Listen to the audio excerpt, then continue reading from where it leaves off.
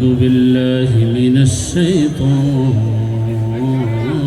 الرجيم بسم الله الرحمن الرحيم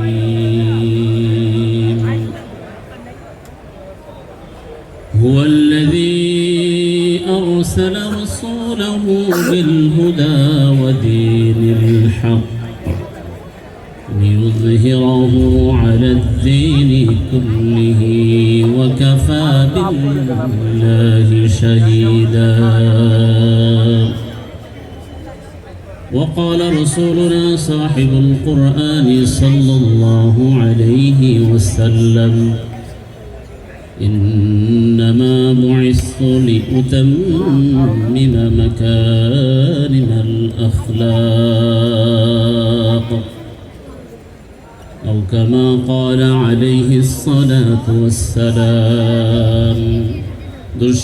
اللهم صل على سيدنا ونبينا وشفيعنا وحبيبنا ومولانا محمد صلى الله على آله وأصحابه وبارك وسلم. الحمد لله. জাতীয় মাশায়েখের পরিষদ ইপিজেড থানা শাখার ব্যবস্থাপনা আয়োজিত আজকের এই সিরাতুন নবী মাহফিলের সম্মানিত শ্রদ্ধাভাজন সভাপতি, উপস্থিত ওলামায়ে কেরাম, সামনে উপবিষ্ট দিনদার ইমানদার মুসলমান ভাইয়েরা, সময় স্বল্পতার কারণে আমি দীর্ঘ ভূমিকা না নিয়ে মূল আলোচনা করার জন্য চেষ্টা করব ইনশাআল্লাহ।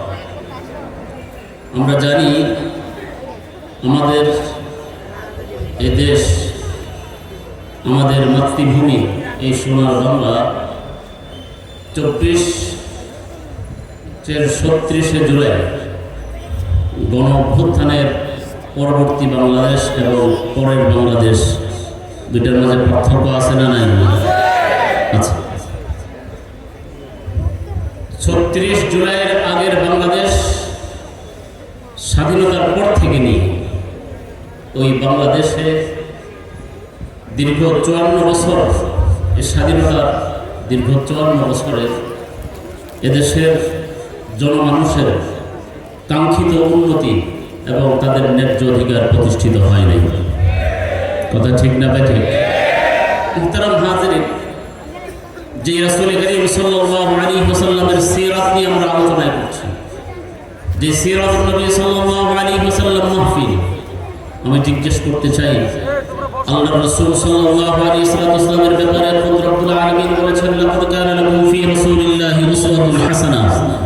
হে আমার বান্দারা, শুনে রাখো, আমার রাসূলের মাঝে তোমাদের জন্য রয়েছে উত্তম নমুনা। যে রাসূল সাল্লাল্লাহু আলাইহি ওয়াসাল্লাম তার ব্যক্তিগত জীবন থেকে নিয়ে পারিবারিক জীবন, সামাজিক জীবন, সব জীবনে সকল উম্মতের জন্য নমুনা হিসাবে পাঠিয়েছেন কে? আল্লাহ রাব্বুল আলামিন। সুতরাং সেই নবী কিয়ামত পর্যন্ত আনেওয়ালা উম্মতের জন্য, রাষ্ট্রের জন্য কিভাবে রাষ্ট্র পরিচালনা করতে হবে তার নমুনা দিবেন না, এটা কি কল্পনা করা যায়? কথা বলেন। কেউ বললে সেটা মানা যায়? মানা যায়।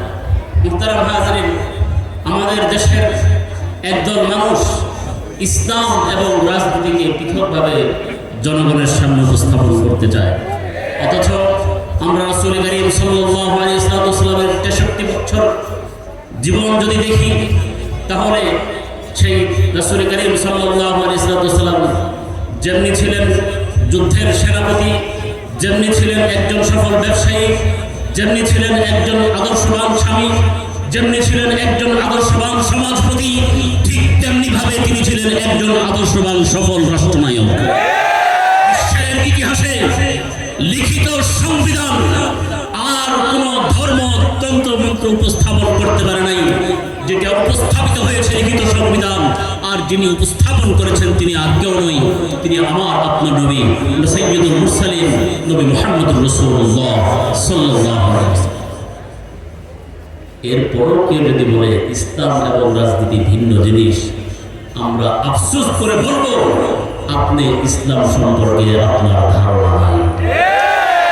যে ইসলামকে বলা হয় কমপ্লিট কোড অফ লাইফ, যদি সেখানে রাজনীতি আর রাষ্ট্র পরিচালনার নীতি না থাকে তাহলে সেটা কি কমপ্লিট থাকে না আনকমপ্লিট থাকে? আনকমপ্লিট। তারা ভাজেন যদি একটি রাষ্ট্রকে সফল এবং কল্যাণ রাষ্ট্র পরিচালনা করতে হয় তাহলে আমাদের আবারও ফিরে যেতে হবে সেই 1400 বছর পূর্বে, যেই 1400 বছর পূর্বে মদিনার রাষ্ট্রে নবী মুহাম্মদুর রাসূলুল্লাহ সাল্লাল্লাহু আলাইহি ওয়াসাল্লাম একজন সফল রাষ্ট্রনায়ক হিসেবে মদিনাকে পরিচালনা করেছেন। মুহতারাম হাজিরিন, সেই প্যারা হাবিব সাল্লাল্লাহু আলাইহি ওয়াসাল্লামের আদর্শে আদর্শিত হয়ে যদি একজন ঈমানদার সে তার পারিবারিক জীবন চালায় তাহলে তার পারিবারিক জীবন সফল। সে যদি তার সামাজিক জীবন চালায় সে তার সামাজিক জীবনে সফল। সে যদি রাষ্ট্র পরিচালনা করে তাহলে সে রাষ্ট্র সফল এবং কল্যাণ রাষ্ট্রে পরিণত হবে। যার জ্বলন্ত প্রমাণ রাসূল করিম সাল্লাল্লাহু আলাইহি ওয়াসাল্লামের হাতে ধরা সেই সকল সাহাবায়ে কেরাম রিদওয়ানুল্লাহি তাআলা আলাইহিম আজমাইন, যিনারা দীর্ঘ সময় রাষ্ট্র পরিচালনা করেছেন, যারা বক্তব্য ছিল ফুরাত নদীর তীরে যদি একটা কুকুরও উপাস মারা যায় তাহলে আমি সেই উমর সেটার জন্য দায়ী। এই জন্য আসুন 24 পরবর্তী এই বাংলাদেশে আমরা ইসলামের আদর্শকে সংসদ পর্যন্ত পৌঁছানোর জন্য জীবনের পরতে পরতে রাসূল পাক সাল্লাল্লাহু আলাইহি ওয়াসাল্লামের আদর্শকে বাস্তবায়ন করার জন্য সর্বোচ্চ চেষ্টা করতে রাজি আছি। আল্লাহ পাক আমাদের সকলকে তৌফিক দান করেন, আমিন। ওয়া আখিরু দাওয়ানা আলহামদুলিল্লাহ।